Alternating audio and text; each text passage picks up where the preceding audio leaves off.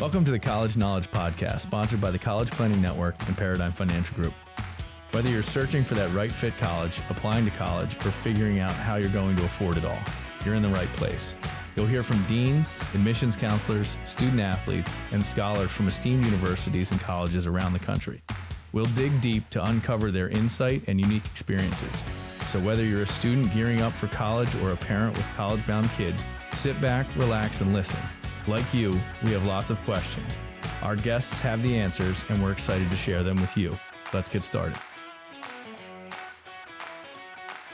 Hey, everybody. Welcome back to another episode of College Knowledge. I'm here, as always, with one of the best CEOs in existence, Mr. Dave Kozak. How you doing today, sir? Joe, I'm doing all right, man. I'm looking forward to having this conversation. I don't think they know it's going to be a good one. If you don't know me, I'm Joe, the college pro. Joe Kern's the most credentialed college financial planner in the country. And as Dave said, we are excited for today's episode because if you didn't know colleges, they were a business. Dave, I know you know that, but are you playing the game or is the game playing you? That's what we're going to get into today. We got a couple nice articles, a couple hot takes.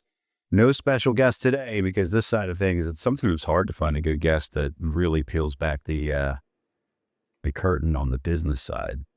So we're going to get into it together today. So definitely looking forward to some of your questions and responses as we go back and forth on this topic. Joe, let me ask you a question. Mm-hmm. When did you first realize that they operate like a business?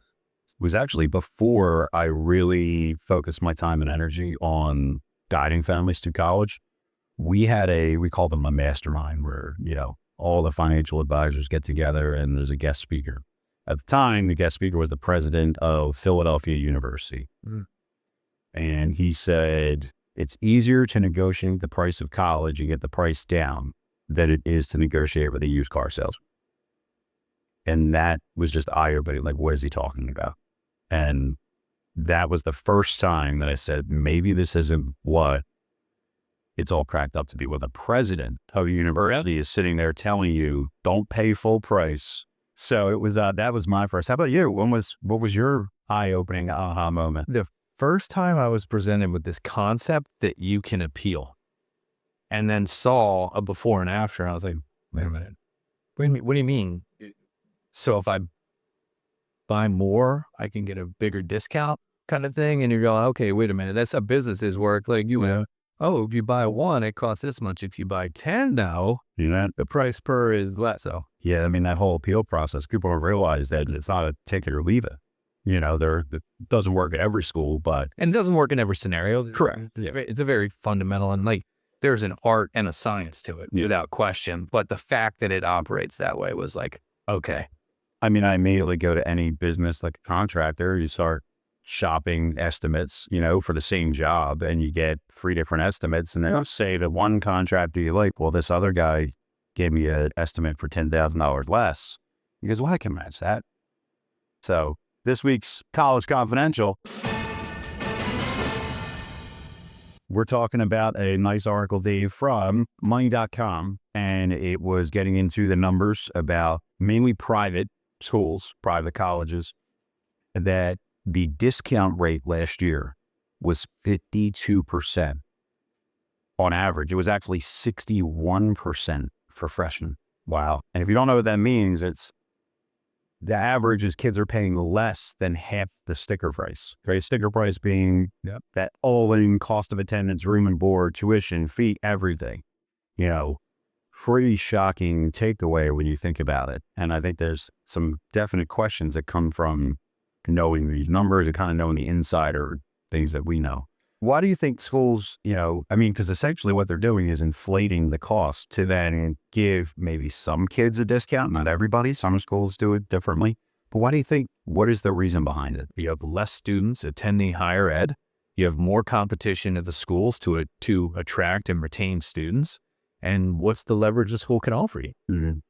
Right, hey, our school sticker price is $75, but we'll give you a scholarship or a grant for $25,000, $35,000, $45,000. And if they label a scholarship, how does that make you feel as a student? You love me for my achievements. You want me. right? The other school that's actually $5,000 cheaper when it's all said and done didn't give me anything. Correct. You guys want me more than they do. I've always said it's an economics problem. If you lessen the supply of students, right, what do you do to the price? You have to drop the price to increase that. So it comes down to supply and demand at the individual school level, matter of fact. I think the other point of this is huge to understand is if you want to be compared to a particular school, if I'm school A and I think school B is the cat's meow and I want to be compared to school B, I'd better be somewhat in line with the pricing at that school to even be considered that. Because societally right now, we're in a position where if you walk into the store and you see one product for $1 and that same product for $10, and you're like, man, what's the difference? What's the $9 difference there? Okay, I'm going to buy the $6 one because that's got to be better than the $1, but it's not as expensive as the $10, so you buy the one in the middle, right? So we are a very price-conscious society. And so I think schools know it and they leverage it. Yeah, there's way too many people that equate price to good education. Agree without a doubt. And you're right, big competition, because now if you're going up against school A that's $80,000 and your school B and you're 40, right? People just don't look at it the same way. I think it's funny because there definitely was a shift about 15, 20 years ago where, one school had a success. They raised their tuition by 20 grand and 100% of the students that applied got a $20,000 scholarship and their enrollment skyrocketed. Now, when you hear advertising on the radio, now you're hearing all about we're lowering tuition costs. And now that attracts people because they think the cost is too high. They don't know that they're going to get a scholarship. So now if a school isn't getting enough applications, they have to shift the business model. And they say, hey, we think tuition is, I've heard this on the radio multiple, we think tuition should not be as high as it is. We have cut our tuition in half. Okay, so they went from $40,000 a year to 20. Now they just don't give out a $20,000 scholarship, but it's a marketing concept that just, you're different, right? So it can attract different people. Do you think if America and all students and parents knew that for not all colleges, but for a lot of colleges, it's a never ending Black Friday sale, that they would go about it there? I would hope they would.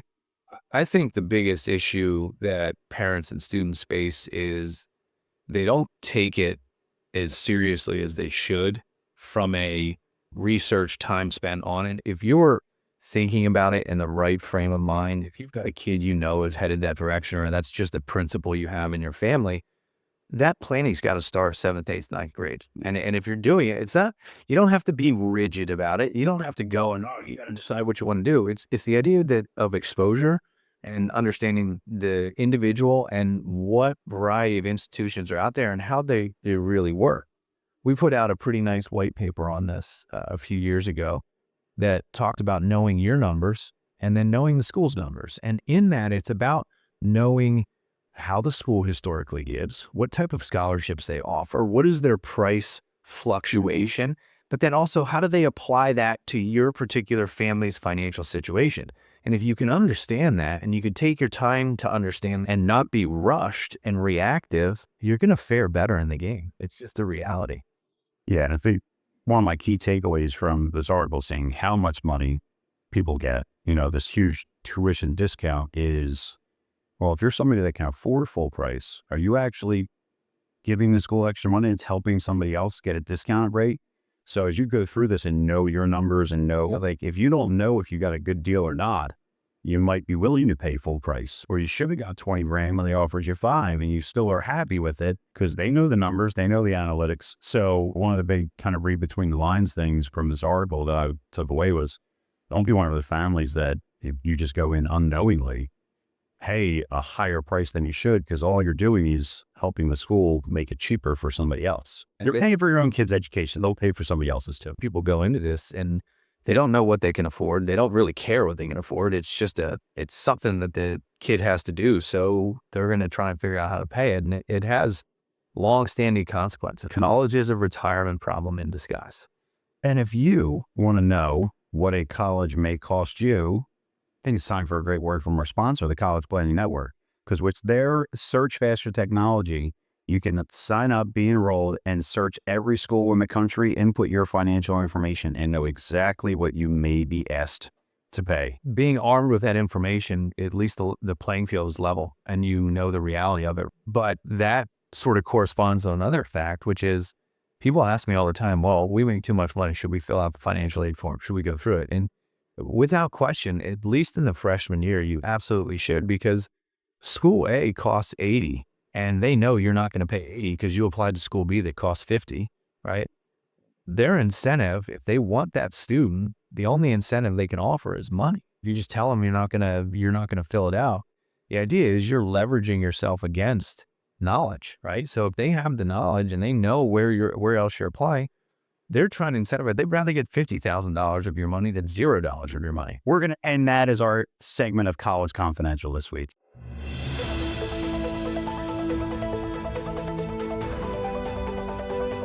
Can you educate somebody in the amount of time it takes me to solve this Rubik's Cube? Are we ready?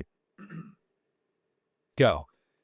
Need-based aid versus merit-based aid, right? There's essentially two buckets of money that have several different allocation. And what people often think is like, I'm not going to get any need-based aid, but they don't understand that merit-based aid is another source of aid, right? Financial aid is defined as anything that reduces your cost of college. So in the need-based world, they're going to look at your finances. They're going to try and establish if you have need. On the other half of the column, they're going to try and establish if your student deserves a scholarship. The reality, however, is in these schools, as we talk about this subject of the discount price of college, if your student is a qualified student and they don't have to give out of the merit side, or they don't have to give out of the need-based side, they may offer you scholarship money that equates to that need. You can also get both of these at the same time, right? So the real definition of need-based aid is financial need. Your family shows financial need, meaning your expected family contribution is less than the amount of college, and therefore they should make up the delta. The merit-based side is they can dole it out any way they want. So in reality, you can play both sides of this thing, and some of it has to do with the finances, some of it has to do with the academics, but the lines are very skewed and crossed in there. You beat me, dude. You beat me. I live enough for off though. From one of these weeks, I'll get you. One of these weeks, I'll get you. 1-0, Dave. All right. Next week, keep in mind. All right, time for this week's quick sip.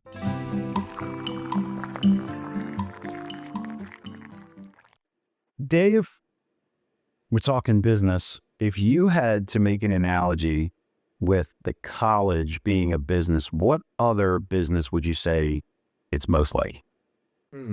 I think going to college is like the airline industry, right? Everybody's going from point A to point B, and everybody pays a different price. And that's my quick sip. I like that. That's a good one. All right, Joe, your quick sip. What's the most ridiculous college perk you've ever heard of? God, there are so many. I know High Point has like a 5-star steakhouse that you can actually use dining points for. Like no jeans allowed. University of Missouri has an unbelievable fitness center. And in the middle of it, I believe, is a giant pool, lazy river, waterfall. It is out of this world.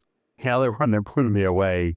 University of Auburn has this top of the line game room, like video games. Unbelievable. But you talk about perks and that, yeah, maybe some of these places are more like a resort destination getaway than a college education campus. So Dave, as we get into today, no special guest, just me and you. And I think that you are a special guest is just enough. Thanks, Joe. But getting into the business side of college, you know, colleges they're going to end up using the same sales tactics that you see Amazon, right? Airlines, like you mentioned, retailers, you know, Black Friday sale, price goes up, they discount the price. Amazon, oh, well, it's free delivery. Oh, I feel like I'm getting a deal, right? Like that concept that all comes all together. How does this whole perception, like, what do you think? One, do you think, I think I know the answer, but do you think it's successful in what colleges are actually doing with this kind of price manipulation? I think it is successful. Is it the best way to do it? I would say probably not. I think where it's not successful is when you look at the bottom line of some of these schools, and they're struggling. They've got financial issues that aren't really talked about. Mm-hmm. So I think it is some of the tactics I like more than others. I like the transparency. Some schools will tell you if you have these scores, here's what you can expect to get off the sticker price. Yeah. But, you know, it's not my favorite part of the business, but it is what keeps me employed. Yeah. With the again, with the prices, the cost of attendance, the sticker price, what is the biggest mistake families typically make when they're either not understanding this manipulation, scholarships, grant, gift money? Like, what's the biggest mistake that families need to know about when they're talking about that sticker price or being afraid of it? The best advice I could give in that is to cast a wide net, look at a lot of schools, don't read into the sticker price and have some preconceived notion about the outcome at that, because you'll be shocked in a lot of instances. So again, I think I tell everybody, like, go. If you're going on vacation, go by way of college, drive through the campus, have a look at it. Don't do your financial research until you have a good handle on what your financial spot is, right? Yeah, absolutely. And I know I was trying to solve this cube during the whole merit versus need-based side of things, but I know that there's a business side as well with the need-based versus merit-based. And, I know that a school can essentially give a merit-based scholarship, but then when they report the numbers, well, that family had financial needs. So we can say we met more financial need and kind of skew their numbers from a reporting standpoint. What do families need to know about that? And truly, if we dive into a little bit more about the business side of it, how are schools using that need-based side versus the merit-based side to, again, attract students? Because I have a little bit of a take on this, but I want to see what you say. I just think that it skews the reality. And so, when you look at the statistics, when you look at the average need met, and like, okay, like there's some of that is the gamesmanship of the whole thing, right? But whether you get need-based or merit-based, you're still getting a reduction in the cost. It's got to come out of your pocket. So it's all financial aid, right? Yeah, and my take on it is, again, in studying it, when you see that average need met, again, like on the college search tool with the CPM, if I see a school meets 100% of need and is not a school that gives merit, you kind of know where you're going to stand, right? Because that's where that airline comes in. That, hey, a family that makes $200,000 is not going to pay the same as a family that makes $500,000. Yep. That's how it works. When I see a school that meets 80 to 90% of need, but they also give a lot of merit-based aid, that's where my red flags start to go up. Yep. And there are definitely schools out there that 100% of students are getting some type of a discount. And that, I think, is where families need to understand, not be skewed, say, hey, look at how great this is. I had a family last week. They came to me and the family's like, oh, wonderful award from Susquehanna. $164,000 over 4 years. That's also a big thing colleges do. They don't just tell you what you get for 1 year. They make sure it's a big 6-figure number. And I said, okay, they're like, that's great, isn't it? I said, well, not really. Not if Susquehanna gives everybody for its brand. It's more like a $1,000 to $2,000 scholarship. And immediately the mom's entire emotion changed. And it was, wait, what? So why would they do that? I said, unfortunately, 2 seconds ago, you were all high and mighty, right? You were ignoring all the other schools. You were ready to commit. And now when you realize the truth, you were ready to actually pay, $30,000, $40,000 at Susquehanna. So it was just that eye-opening for that family to say, it's not always what it is. You have to know. The other big thing is when schools can play the game between need-based and the merit-based.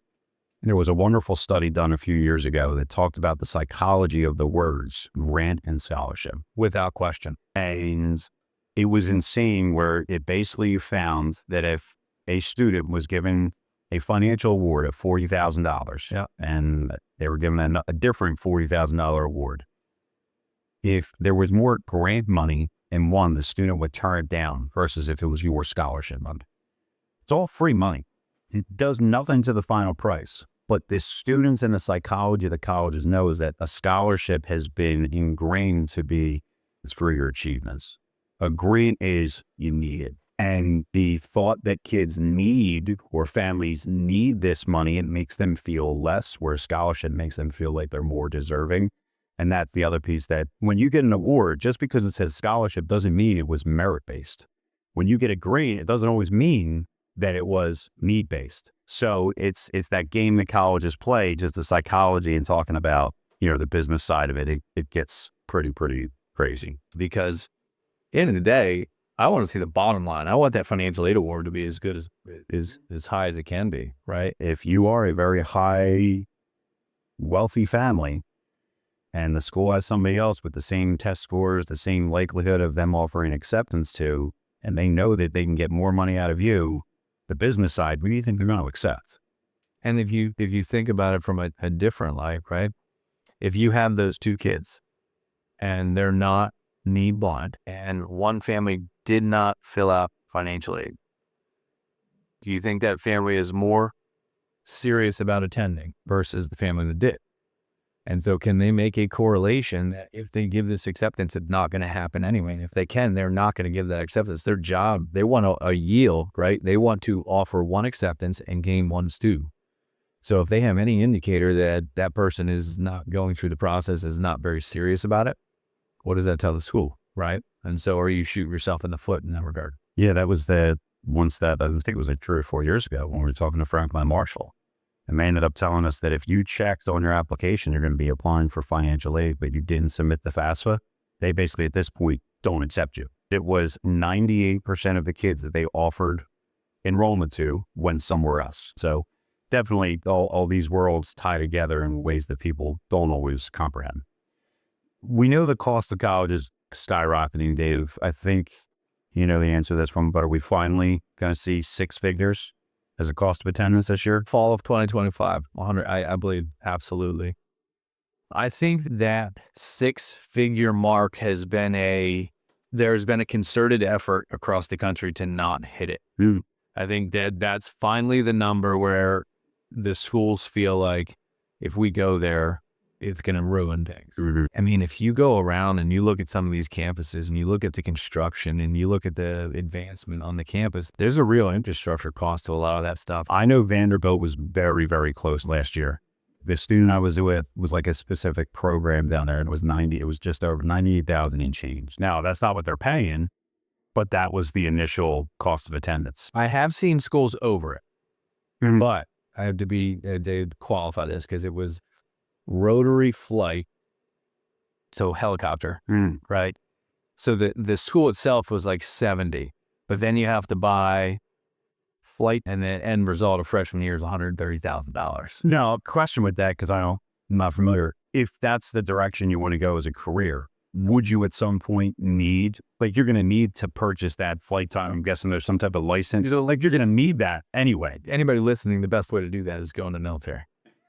But you know, in this student had no desire to be a military, just wanted to be a helicopter pilot, and that's been a lifelong thing. And yeah, figure out how to make it happen. I think it's going to happen just because the price of things go up. I think schools, they've been building all these amenities that we talked about, you know, these lavish waterfalls and bowl pits and like the dorm rooms are 5-star hotels. Those things require money and upkeep. Yep. You know, and as schools are constantly trying to beat each other to attract more students, they got to account that that's going to be an increasing cost. You know, and we've had episodes where we went into schools are struggling, trying to keep up.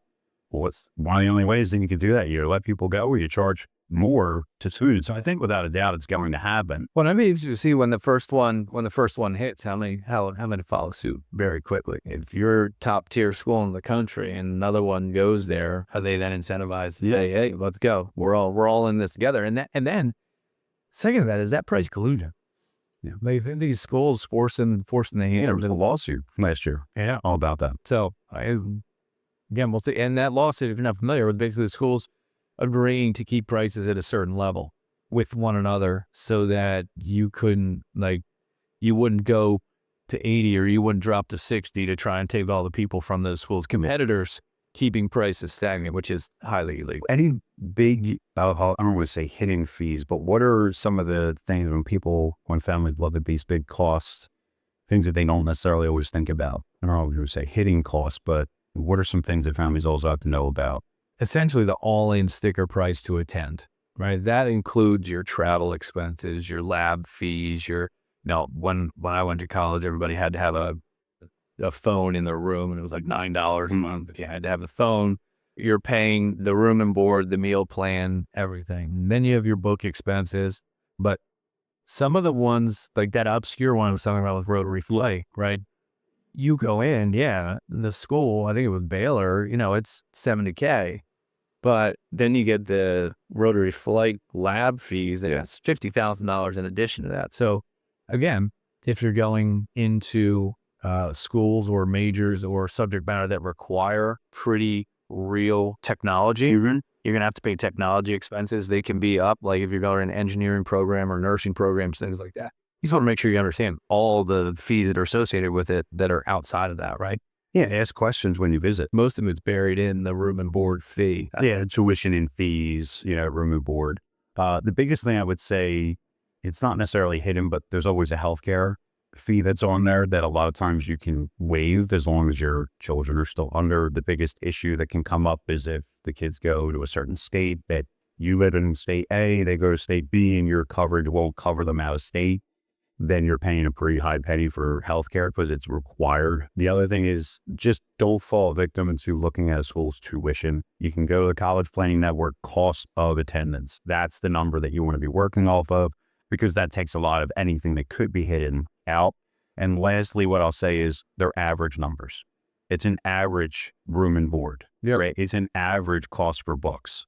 You can go either direction. Yeah, you want the 5-person suite with individual bathrooms. You're not paying the average cost. That's it. So if you're buying used books, you're not paying as much, right? So the meal plans, schools typically offer a wide variety of meal plans. Are you getting 3 meals a day or are you getting 5 meals a day with unlimited, the price changes for how much you're going to eat, right? So that's where I think, I don't want to say they're hidden, but you see a cost of attendance. Those are averages. If you want your child to have more, it's going to cost more. And don't make sure you have the conversation when you choose the dorm room. Have a conversation with your kids and the meal plan that they're going to be on, because the last thing you want that I've seen multiple times, I had a student last year that they decided to go to Temple and they were paying $47,000.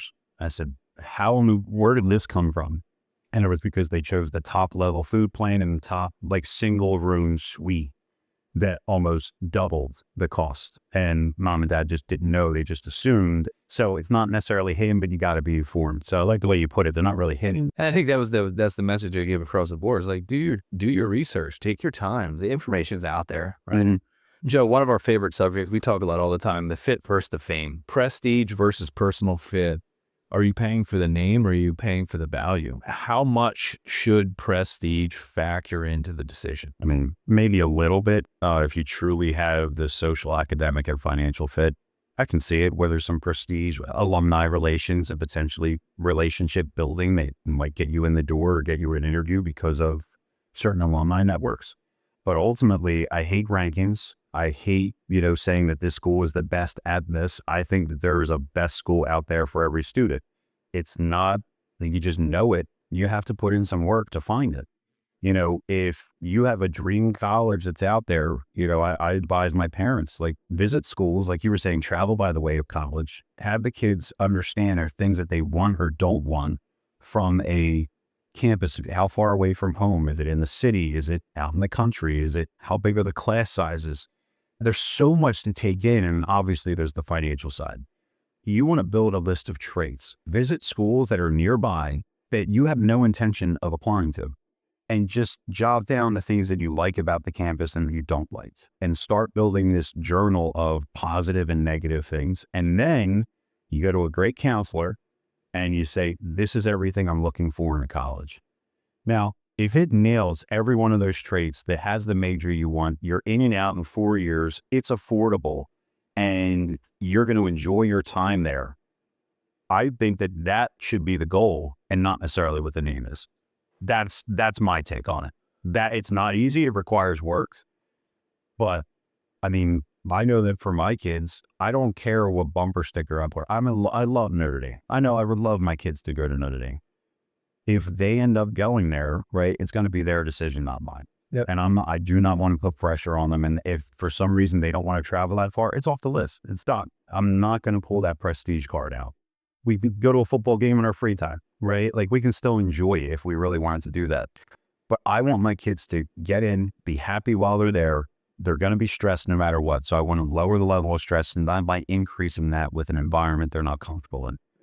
I want to be able to afford it, right? And so those are the factors that I want my kid to be successful, be happy, graduate, get out and be positive, right? And continue to learn into their adult life.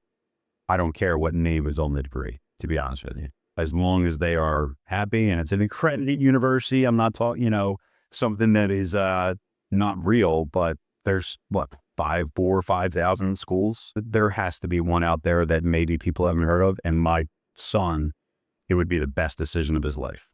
That's how I look at it. And it takes time to get there. Yeah. Right? That's the point that I think keeps coming back, is just take it serious and take the time.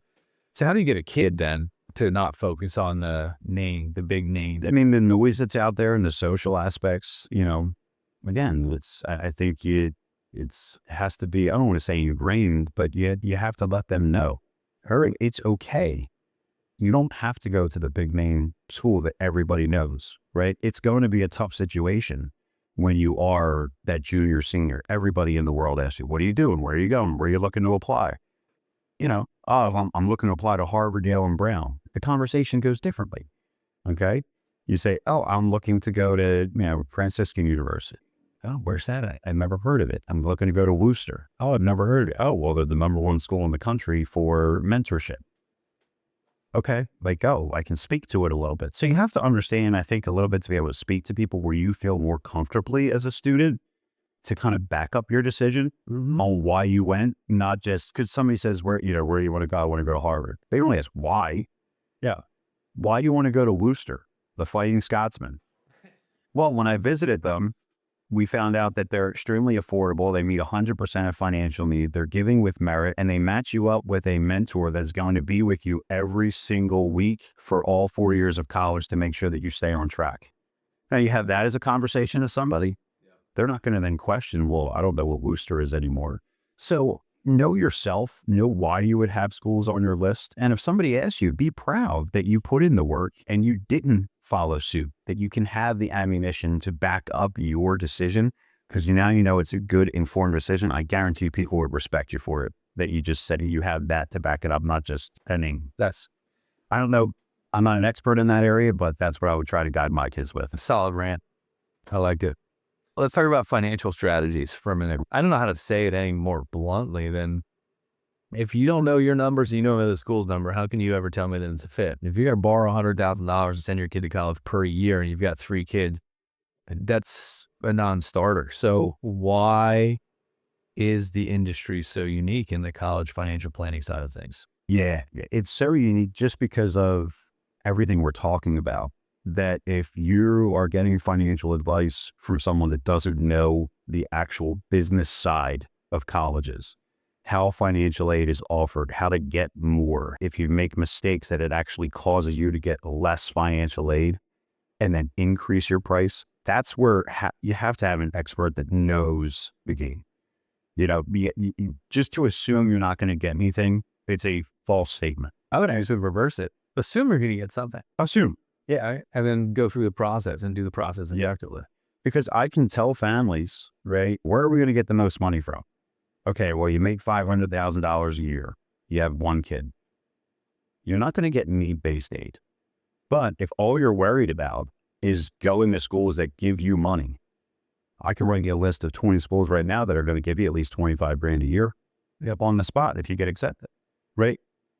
That shouldn't be the focus. The focus should be on the other pieces that you mentioned, the social and academic fit, and then saying, what are you willing to pay? Then what's the plan to pay it? Yep. Right. And if you want to pay less, if you're not in that situation and you make $200,000 a year, well, you are going to be potentially in a position where you can get a sizable amount of aid that the family that would make 500 wouldn't. Yep. How do you maximize that? The school list and what choice the kids are going to make has so much of an impact that the honest answer, if somebody says, I'm not going to get aid, the next question from a professional has to be, what schools are you talking about? What schools are on the list? Well, I don't know. Well, then you're wrong. Correct. And the biggest misconception that I'll say traditional financial advisors put out there, somebody makes over $100,000 and they have heard from somebody or they had a family that didn't get aid when they went to a state school and they say, you're not going to get aid, you make too much money. The reality is There is one type of aid that applies to, and it's the Pell Grant, the federal Pell Grant. You make over $100,000, you're not going to get a federal Pell Grant. And people equate that to now meaning any aid. And what's the maximum federal Pell Grant? I don't know the max yet this year. I know it was $7,700, I believe, last year. They kind of increase it, but I haven't actually seen the exact number. But the whole FAFSA formula and the student aid index changed it to run out. You get a maximum or you get a partial. And so the numbers are across. I've seen people that should have gotten 2 years ago, they would have gotten the max Pell Grant, and now they're being offered $500. Yeah. So it's, again, you can't assume. It used to be a little bit more clear cut. Unless your SAI is 0, right? You may not get the full Pell Grant. That's different than how it used to be the EFC, and it changed that whole fiasco. But that's where I think the biggest misconception happens. That parents make the mistake because some professional thought they heard something that you make this much money, you're not getting aid. And it may be true, but you need to know a lot more about the situation rather than say you make this much, you're not getting aid. That's just a false statement across the board, unless you have 5 or 6 follow-up questions that can back it up. I'm looking at Westchester, Shippensburg, Bluesburg. Those are the 3 schools my kids are looking at. I make $300,000 a year. You're not ineligible for any aid, but those schools might bring merit-based aid. Doesn't mean you're not going to get anything. And that's that need-based versus merit-based, how schools work. So much goes into it that parents miss the mark on that way too much. Now, from the financial side, Dave, we talked about the fame, we talked about the prestige of a school. What do you think the biggest mistake is when they're letting their kid choose and now going to try and figure out how to pay? Why is that such a detrimental financial decision? I think the biggest issue is they're often reactionary, right? Mm-hmm. They haven't thought about, first of all, they've set no parameter, right? So there's no defined, this is what we're willing to go up to, and this is how it's going to be, right? And so your student gets into that, reach school, and oh my God, this is their only dream. And you've worked 18 years to get them to all the events and to be well-rounded, and they've studied hard and they've gotten into it, and they go, okay, well, we're going to figure it out. And then what's the figure out? What's the easy button? Loan. And then all of a sudden, $96,000 a year loan, you're borrowing nearly $400,000, probably the price they pay for their house. And you've got a 10-year payment cycle.